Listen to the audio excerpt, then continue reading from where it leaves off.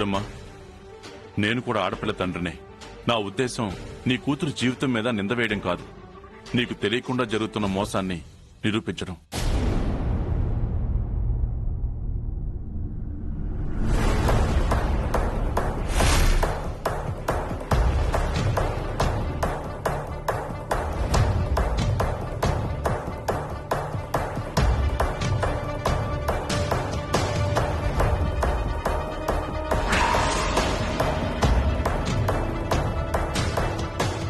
సావిత్రమ్మ, అటు చూడు. రాహుల్,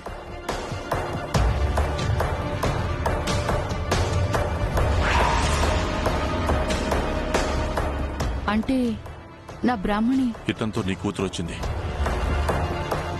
ఇప్పటికైనా నా మాటలు నమ్ముతావా? లేదు, నేను నమ్మను. నేను చూడ్డానికి వచ్చింది ఇతన్ని కాదు. నా కూతుర్ని ఇతంతో చూపించు, అప్పుడు నీ మాటలు నమ్ముతాను.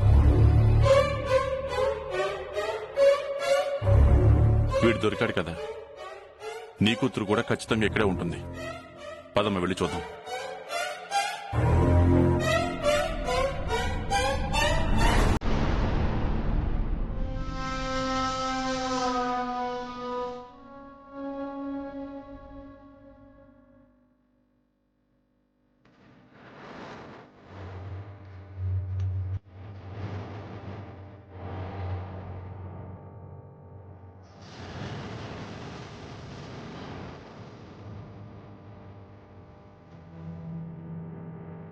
ఇంతలోనే రెడీ అయిపోయావా?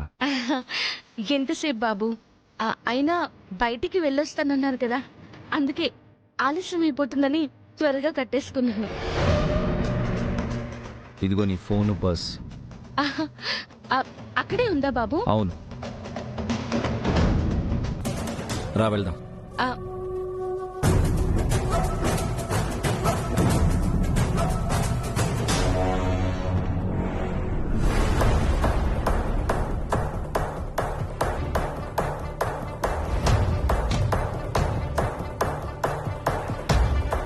ఇదే గది, కానీ తాళం వేసింది. ఇదేనా? నీకు సరిగ్గా తెలుసా లేదా? అవునమ్మా, ఇదే గది. ఇప్పటి వరకు మనం ఉన్న చోట ఉండుంటే మనం చూసేవాళ్ళమేమో. అనవసరంగా ఇక్కడికి వచ్చేసాం. పిల్లిని తిప్పినట్టు వచ్చినప్పటి నుంచి అక్కడికి ఇక్కడికి తిప్పుతూనే ఉన్నావు. నిజంగా నా కూతురు లేకపోవాలి, అప్పుడు ఈ సావిత్రమ్మ సంగతేంటో తెలుస్తుంది. అంతవరకు రానవునమ్మా.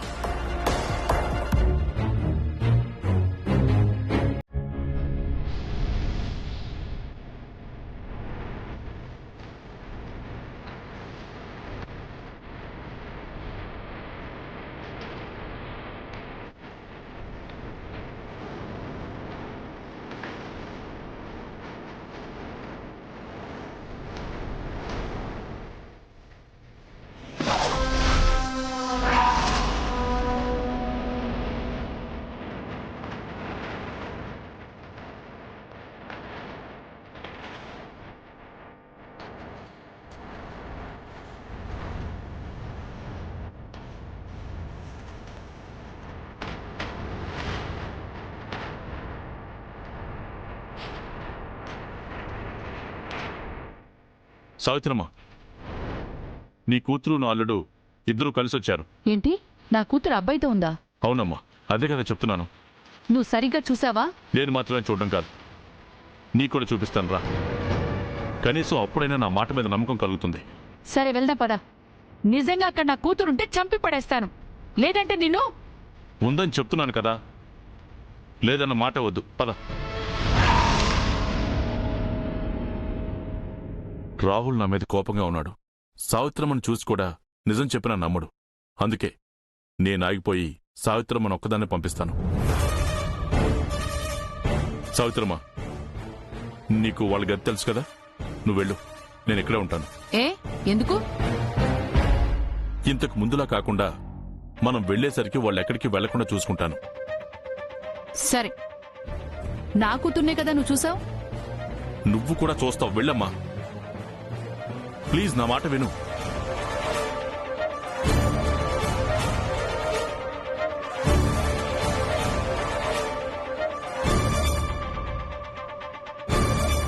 పాపం పిచ్చి తల్లి కూతుర్ని ఎంత గుడ్డిగా నమ్ముతుందో. ఇప్పుడు ఆ గదిలో రాహుల్తో చూడగానే ఏం చేస్తుందో ఏమైపోతుందో.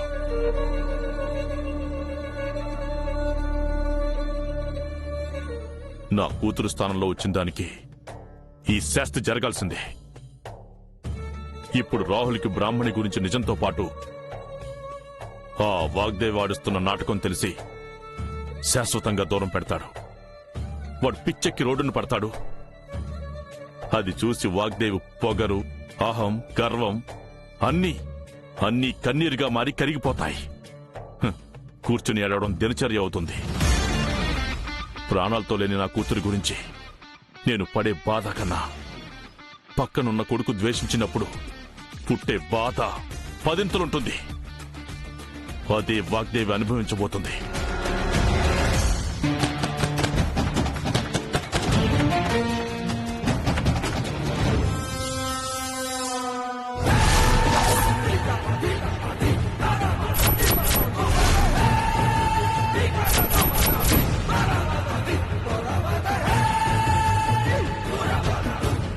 అమ్మా, నువ్వు ఇక్కడ? నా సంగతి వదిలే. నువ్వేంటి ఇక్కడ? అది అమ్మా, నాకేం చెప్పావి నువ్వు? ఏం చెప్పావు? ఏం చెప్పావు? చెప్పు, ఏం చెప్పావే? చెప్పు. అన్నవరం దర్శనానికి వెళ్తానని చెప్పి అరకు వచ్చావా? అది ఒక అబ్బాయితో. చిచి, ఈ కట్టు, ఈ బొట్టు, ఏం బతికేనిది? చూస్తుంటేనే అసహ్యంగా ఉంది. అది కాదమ్మా, నేను చెప్పేది. నేను విన్ను. కళ్ళెదురుగా ఈ నిజం కనిపిస్తుంటే ఇంకేంటే నువ్వు చెప్పేది నేను వినేది? అబద్ధం చెప్పేవంటే మీ నాన్న నేను నమ్మేవే. అలాంటిది మమ్మల్ని ఎంత మోసం చేస్తావా? వాడెవడో వచ్చి నీ గురించి నోటికొచ్చింది వాగితే అది అబద్ధమే అవుతుందన్న నమ్మకంతో ఇక్కడి దాకా వచ్చానే. మీ నాన్నని బ్రతికించుకోవడం కోసం పెళ్లి కాని ఆడపిల్లవి ఇంత సిగ్గుమాలిన పని చేస్తావా? ఆయనకి నిజం తెలిస్తే బ్రతుకుతారనుకుంటున్నావా? అమ్మా, ప్రాణం నిలబెట్టేవని మురిసిపోయేవే, కాని పరువు తీసే పనిలో ఉన్నావని కలలో కూడా ఊహించలేకపోయేవే. ఎక్కడే ఎక్కడే వాడు? ఎక్కడే ఎక్కడే వాడు? ఎక్కడే ఎక్కడే వాడు? అమ్మా, అమ్మా, ఎందుకే మా పరుగులా తీస్తున్నావు? ఇలా చేసే బదులు మమ్మల్ని చంపేయచ్చు కదే. నీ వల్ల మేము తలెత్తుకోలేకుండా ఉన్నామే. చాలు, ఆపండి.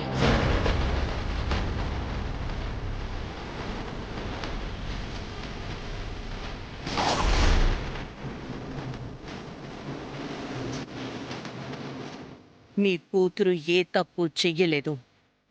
మాటలు అదుపులో పెట్టుకోండి.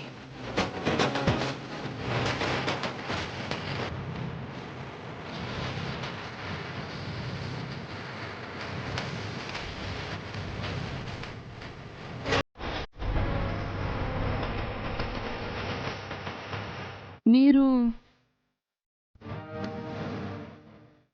అమ్మా, ఈవిడే ఈశ్వరి దేవి గారు. అమ్మా, మీరా? ఏ ఇంకా అనుమానమా? అంటే అమ్మా, నా కూతురు నీతో.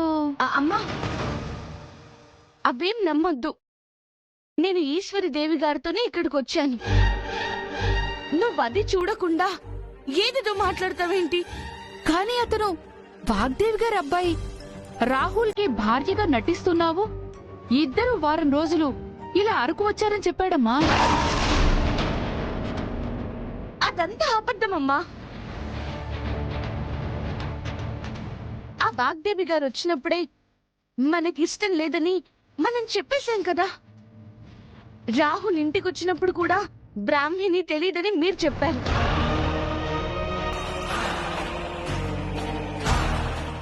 ఆ కథ అంతటితోనే అయిపోయింది. నేను అరకు మాత్రం ఇదిగో ఈశ్వరి దేవి గారితోనే వచ్చాను.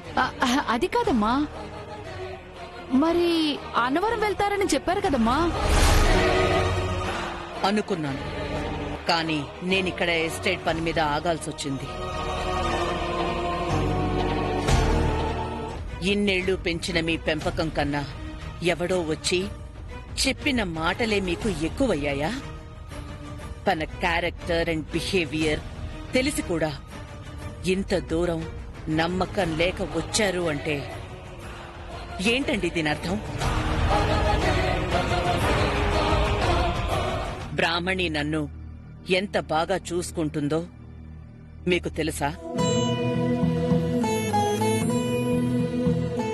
అలాంటి కూతురు ఉండాలని నేనే కాదు, సంతోషంగా ఉండాలి అనుకునే ప్రతి తల్లిదండ్రులు కోరుకుంటారు. అలాంటి మీ బ్రాహ్మణిని తిట్టడానికి, కొట్టడానికి మీకు మనసెలా వచ్చింది? అది అది అమ్మా, అమ్మ బ్రాహ్మణి, నన్ను క్షమించమ్మా. నాకు క్షమాపణలెందుకమ్మా? నా ప్రాణం ఉన్నంత వరకు మీరే నా సర్వస్వమని నమ్ముతాను. అలాంటిది నన్నే చచ్చిపోమని ఎందుకన్నావమ్మా? ఊరుకోమ్మా, ఇంకెప్పుడు అన్నావు సరేనా? అమ్మా ఈశ్వరీదేవి గారు, మీరు కూడా నన్ను క్షమించండి. మీ ఆధీనంలో నా కూతురు ఉందంటే ఎక్కడికి వెళ్ళినా నాకు దిగులు కాదు కదా, కించిత్ కంగారు కూడా ఉండదమ్మా. కాని పెళ్లి కావలసిన ఆడపిల్ల పరాయి మగాడితో వెళ్ళిందని నన్ను నమ్మించేసరికి ఈ పొరపాటు జరిగిందమ్మా. పొరపాటున వేసిన నింద, మోసిన భారం అన్నీ తెలిసాయి కదా. ఇక వదిలేయండి. కనీసం ఇప్పటినుంచైనా బ్రాహ్మణిని నమ్మటం నేర్చుకోండి. లేదమ్మా, లేదు. ఊపిరున్నంత కాలం నా కూతుర్ని అపార్థం చేసుకోను, అనుమానించాను. సరేనమ్మా.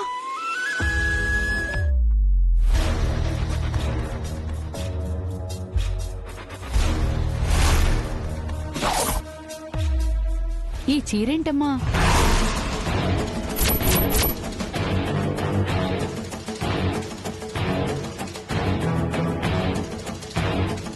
ఈశ్వరీదేవి గారే కొనిచ్చారమ్మా.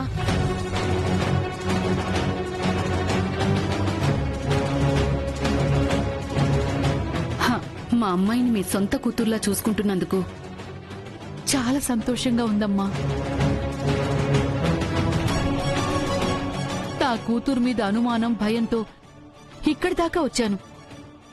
ఇప్పుడు అంతకు మించిన నమ్మకం, ధైర్యంతో వెళ్తాను. నన్ను క్షమించండి అమ్మా, అపార్థం చేసుకుని వచ్చినందుకు.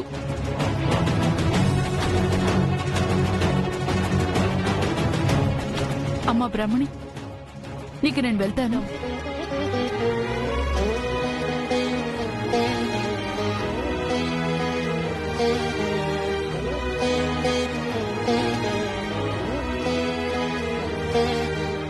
అయ్యో పాపమండి, మా అమ్మ నన్ను చాలా నమ్ముతుంది. నిజం బయటపడితే నా పరిస్థితి ఎంత ఘోరంగా ఉంటుందో చూశారు కదా. నాకెందుకు చాలా భయంగా ఉంది.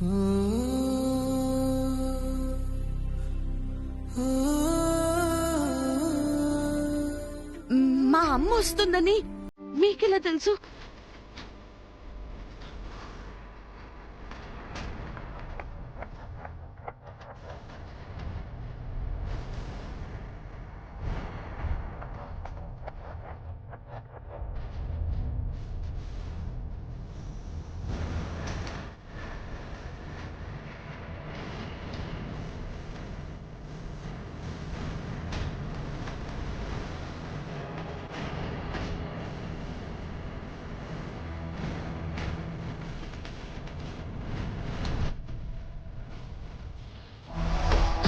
అమ్మా,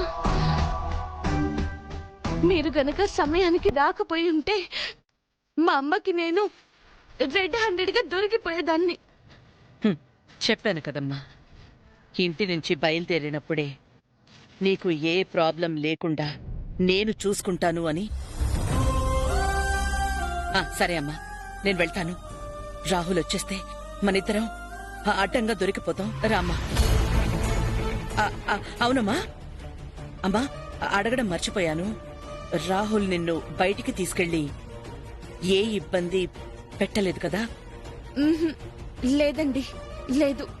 థ్యాంక్ గాడ్. సరే సరే, నేను వెళ్తాను. టేక్ కేర్, జాగ్రత్త.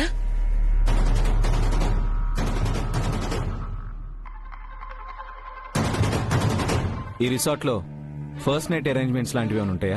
ఎస్ సార్, మా రిసార్ట్స్ లవ్ కపుల్స్ కి ఫేవరెట్ సార్. అలాంటి అరేంజ్మెంట్స్ లో మమ్మల్ని బీట్ చేసే వాళ్ళు లేరు సార్, నమ్మండి. గుడ్. నాకు కావాల్సింది కూడా అదే. ఎప్పటికి కావాలి సార్? ఈ రోజు నైట్కే. ఓకే సార్, మొత్తం ఫ్లవర్స్ తో రెడీ చేసి డెకరేట్ చేసి మరీ ఇస్తాం సార్. ఓకే, అంత పర్ఫెక్ట్గా ఉండాలి. మనీ గురించి ఆలోచించొద్దు. ఎంతైనా నేను పే చేస్తాను. నాకు మాత్రం ది బెస్ట్ కావాలి. ష్యూర్ సార్, అలాగే సార్.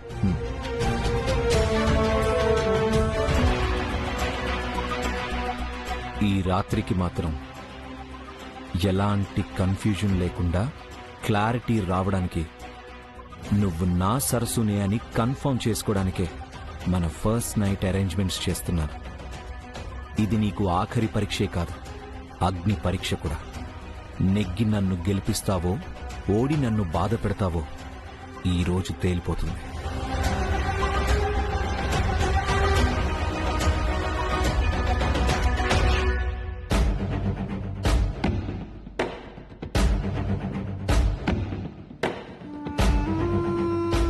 సావిత్రమ్మ ఇంకా రాలేదంటే బ్రాహ్మిణి కోటింగ్ ఇంకా పూర్తవలేదన్నమాట. సావిత్రమ్మ కోట అయిపోయి ఉంటుంది. నిజం తెలిసి రాహుల్ కోపడుంటాడనిపిస్తుంది. పాపం ఆంటీ ఇన్ని రోజులు రాహుల్ కోసం ఎంత ఆలోచించిందో. ఇప్పుడు ఏ నిర్ణయం తీసుకుంటారో ఏంటో. నుంచి చూడటమే తప్ప నిర్ణయం తీసుకునే అవకాశం పోయింది ప్రీతి మీ ఆంటీకి.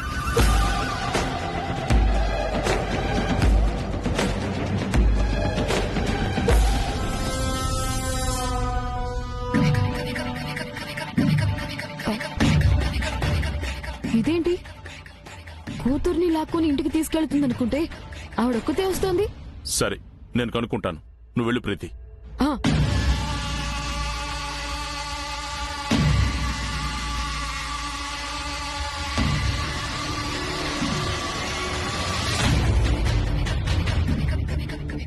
ఏంటి సావిత్రమ్మ, ఒంటరిగా వస్తున్నావు? కళ్ళారా నీ కూతుర్ని చూసుకున్నావా? ఇప్పటికైనా నా మాట నమ్ముతావా? చూశాను, కానీ నీ మాట నమ్మను.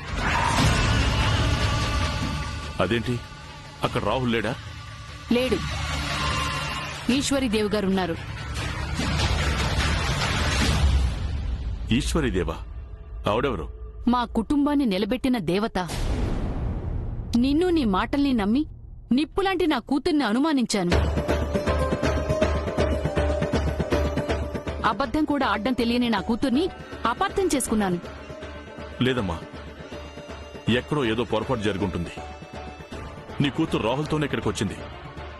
ఈసారి నేను కూడా వస్తాను, పద వెళ్ళి చూద్దాం. నేను రాను. నీ మాట నమ్మను. ఒక ఆడపిల్ల తండ్రివనే కదా చెప్పావు. ఇలాంటి పాప పనులు, జీవితాల్ని నాశనం చేసే నిందలు ఎందుకయ్యా నీకు? నింద కాదమ్మా, నేను చెప్పింది నిజమే. అదిగో మళ్ళీ అలాగే మాట్లాడుతున్నావు. కొంచెం కూడా జ్ఞానం లేదా నీకు? ఆ ఈశ్వరీదేవి గారు నా కూతురు గురించి గొప్పగా చెప్పి నాకు గడ్డి పెట్టబట్టి సరిపోయింది, కానీ లేదంటే నీ మాటలే నిజమనుకునేదాన్ని. ఇంకోసారి నా కూతురు గురించి మా దగ్గర కానీ ఇంకెక్కడైనా తప్పుగా మాట్లాడినా, మా జోలికొచ్చినా, ఈ సావిత్రమ్మ గురించి నీకు తెలీదు, చంపి బారేస్తాను.